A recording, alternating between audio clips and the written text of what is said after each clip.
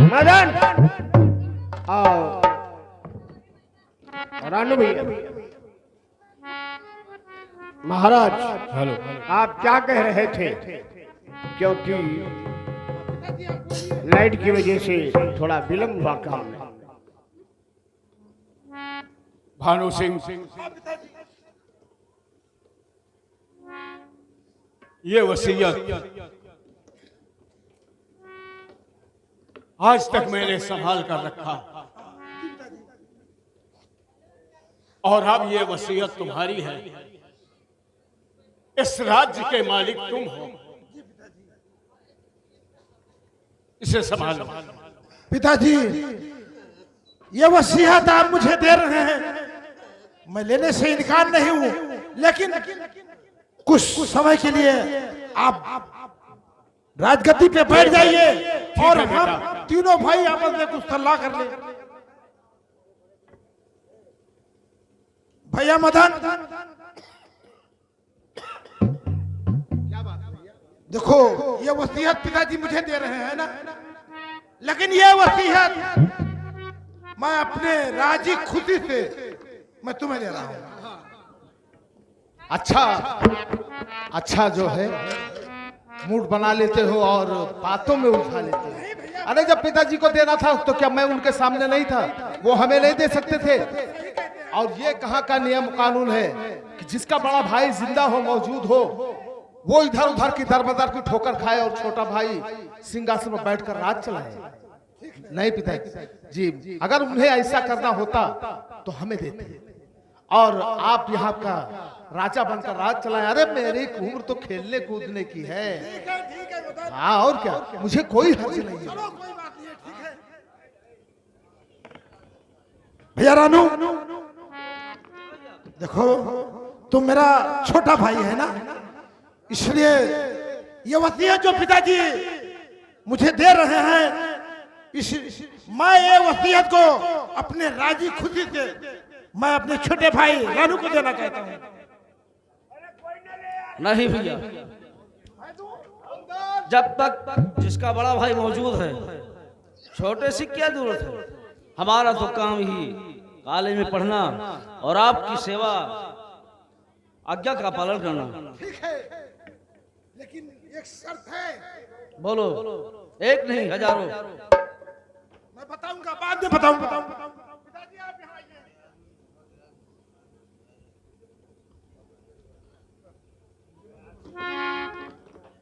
बेटा मेरी बात सुनिए पिताजी। कहो, क्या कहना चाहते हो? और पिता आपका इस तरह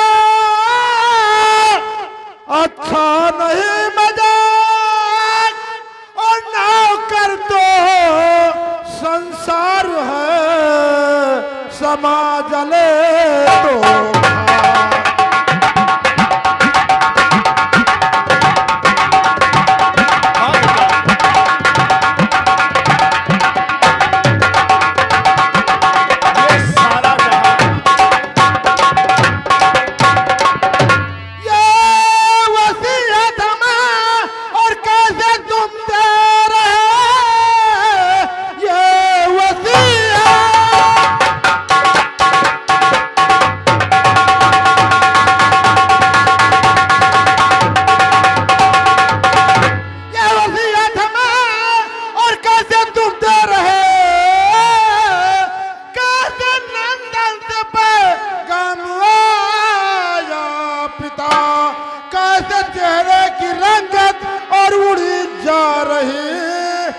समझ में नहीं झम आया।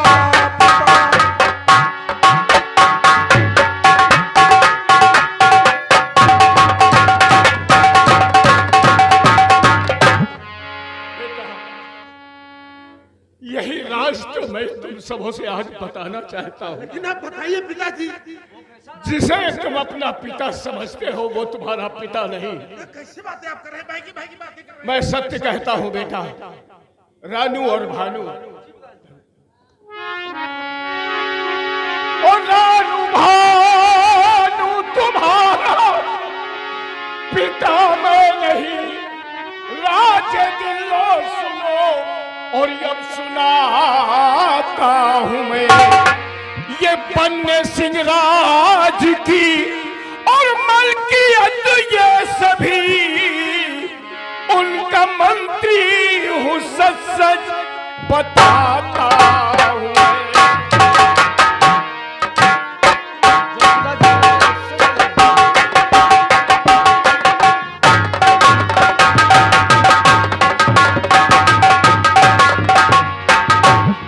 और साल 22 हुए, स्वर्ग को हो गए, उनके बेटे हो दोनों, बताता हूं मैं। तेरी माँ जब मरी और तब तुम नादान थे, तब से पाला खिलाता पिलाता था मैं।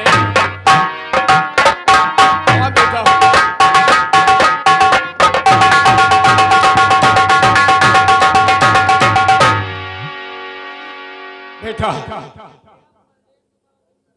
तुम दोनों की मां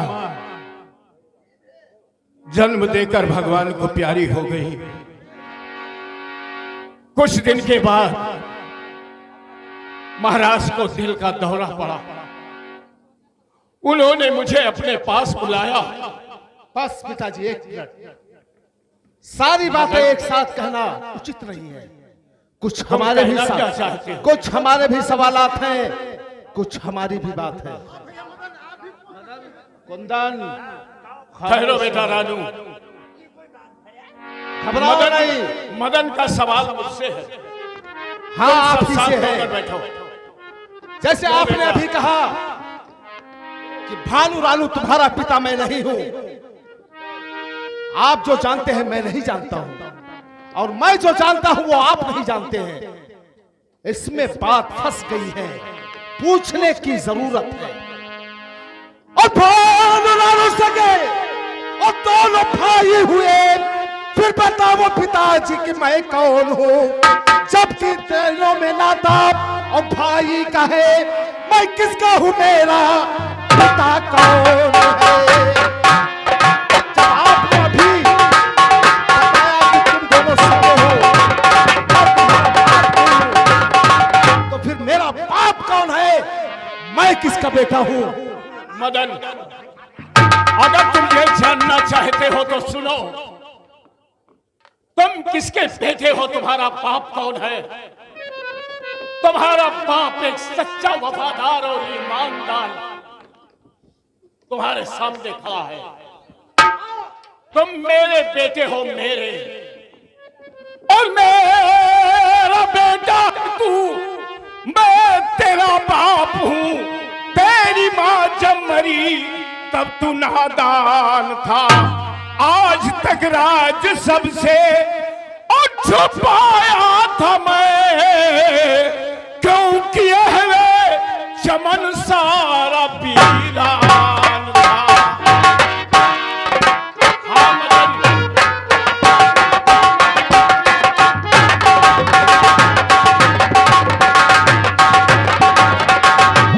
वाह यही तो मैं जानना चाहता था। वाह मदन, हाँ, यही मैं जानना क्या चाहता चाहते था। हो? साफ साफ शब्दों में कहो। नहीं, क्या कहना चाहते हो? कोई बात ऐसी होती है जो वक्त आने से पहले नहीं बताई जाती, जब उसका वक्त आता है फिर बताया जाता है। मैं बताऊंगा, आप अपना आगे का काम कीजिए। पिताजी, आपने इस राज को खोल करके हम तीनों भाइयों की दिल के अंदर एक दराज पैदा कर दिया, एक दीवार बनाकर खड़ा कर दिया। पिताजी, ये आपको नहीं ऐसा करना चाहिए। ये राज दिल खोल कर और पिता आपको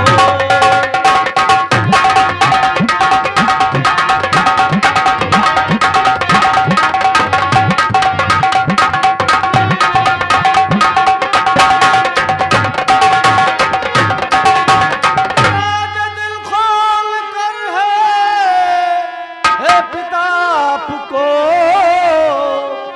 इस तरह आग दिल में और लगाना ना था।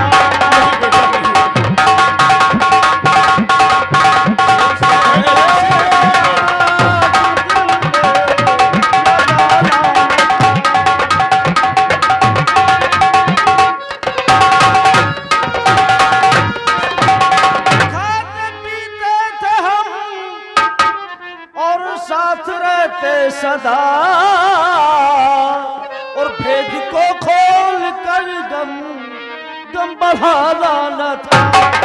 भेद को खोल कर गम बढ़ाना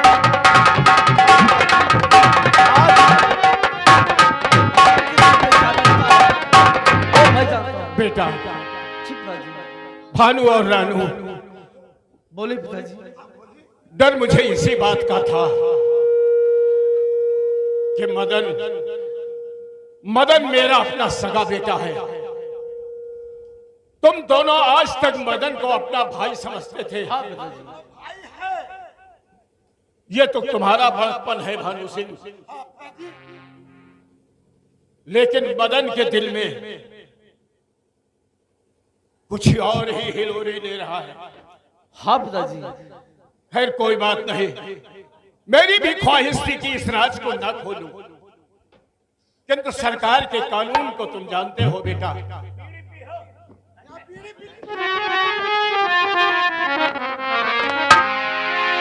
और मेरी ख्वाहिश थी ये राज खोलूं नहीं, किंतु लंबा है कानून सरकार का।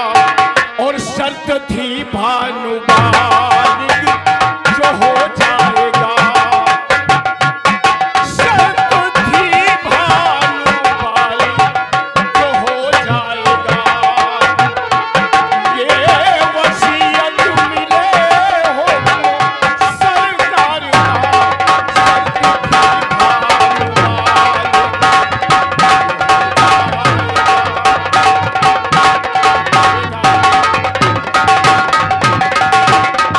वसीयत में ये शर्तें भी मौजूद हैं कि जब भानु बालिग हो जाए तो ये राज उसे संभाले। लेकिन पिताजी ये राज प्रजा वालों को कभी नहीं मालूम होना चाहिए कि हम आपके बेटे नहीं हैं। आप बेटा नहीं। तभी मैं ये वसीयत ले सकता। अब तो ना जाने लंदन से वापस आकर मिले या नहीं। और अगर ईश्वर की कृपा हुई लंदन से मैं वापस आया तो तुम सब जैसा चाहते हो वैसा ही होगा। लेकिन बेटा भानु वापस आ जाए तो इस वसीयत को संभाल कर रखना बेटा, ठीक है पिताजी। कहीं गायब ना होने पाए। ऐसा नहीं है पिताजी, ये तुम्हारे पूरे राज्य की वसीयत है। ठीक है, मैं इसे संभाल कर रखूंगा पिताजी। ये वसीयत किसी के हाथ में मैं हरगिज नहीं जाने दूंगा। और आज से मैं अपनी जिम्मेदारी का बोझ, प्रजा की देखभाल का बोझ, फरियादियों की फरियाद सुनना, आज से ये राज्य के वस्त्र तुम्हें देता हूं और आज के बाद इस राज्य को तुम चलाओगे। क्यों आज्ञा पिताजी? किसी प्रकार की प्रजा को तकलीफ ना हो। नहीं पिताजी, मैं आपके हुक्म का उल्लंघन कभी नहीं करूंगा। जैसे आप कहोगे वही मैं करूंगा। यहाँ भैया मदन, कपड़े को उतारो।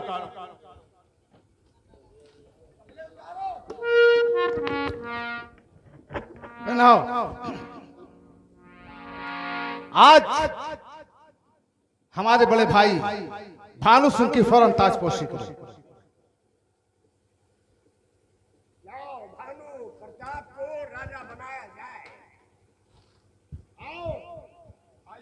हेलो। और शाहों के शाहज पहनो ताज, पहनो ताज, शाहों के शाहज पहनो ताज, पहनो ताज, चमचा हो